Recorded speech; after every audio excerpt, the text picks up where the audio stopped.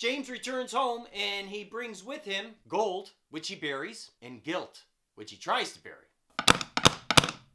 So James arrives in town with money and guilt. What's his guilt for? In the title sequence, the opening of the show, we see a bunch of people drowning. Then when James is at the mortician's office waiting for the mortician to gut his father and figure out if he was poisoned or not, James has a flashback. And in this flashback, we see slaves chained in the bottom of a ship that is sinking. James's guilt is over this sunken ship. He is responsible for at least the slaves' deaths in that ship. Now, is he responsible for the whole ship being sunk? I'm not really sure. But he's definitely responsible for the slaves in the bottom. So this is the guilt that James is carrying with him and what he is going to have to deal with to become the hero that he is.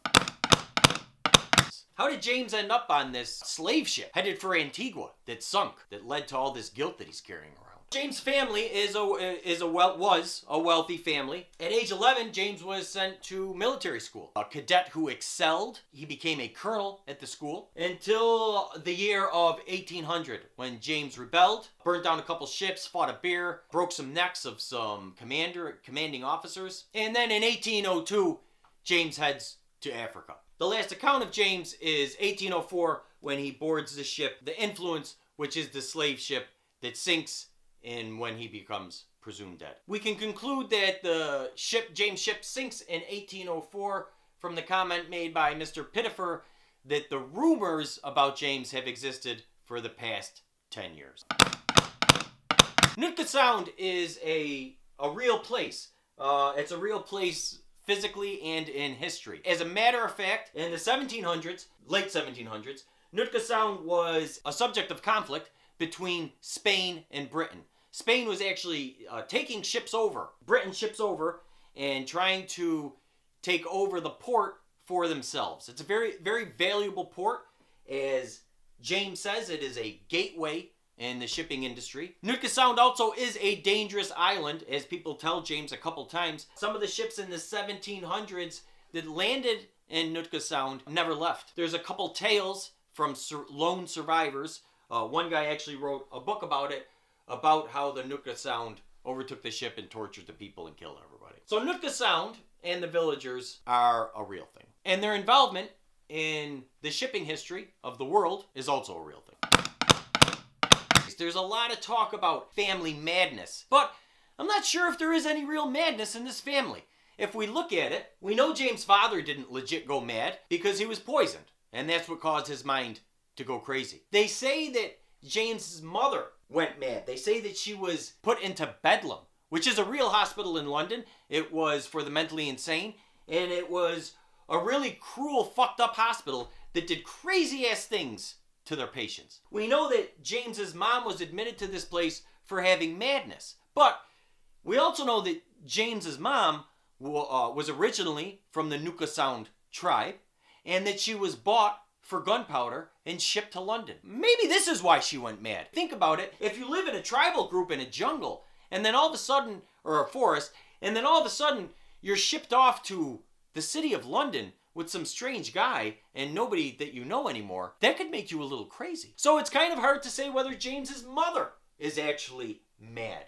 So I'm not really sure any actual madness runs in this family. Now I know we've seen James acting strange, but as we've said, he is practicing different religions. He's talking a tribal language. He's just a really cultured type of guy. I don't see any madness in it.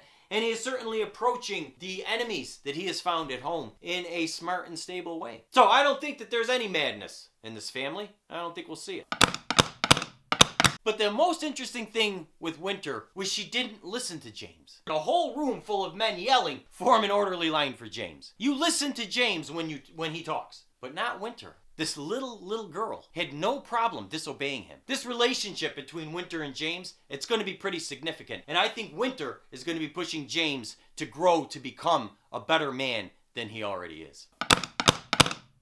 Now, there is one thing about Lorna that made me feel that she was an imposter. It's when we find her sitting in the office by herself before Thoit and James come in. She's whispering under her breath, "I'm pretty certain fragrance." Why is she whispering this? It gave me the impression that she's rehearsing, that she has to put an act on, she's a fake, and she's rehearsing. But then I realized something. I realized this is 1814. Women have no rights in 1814. She has to be so careful about how she presents herself to these two men who have all the power. She can't get excited. They'll tell her she's crazy. She is not acting at this point as an imposter. She is trying to act as a proper lady. So this is what Lorna's whispering is about in the office. Lorna Delaney is Horace's legitimate wife.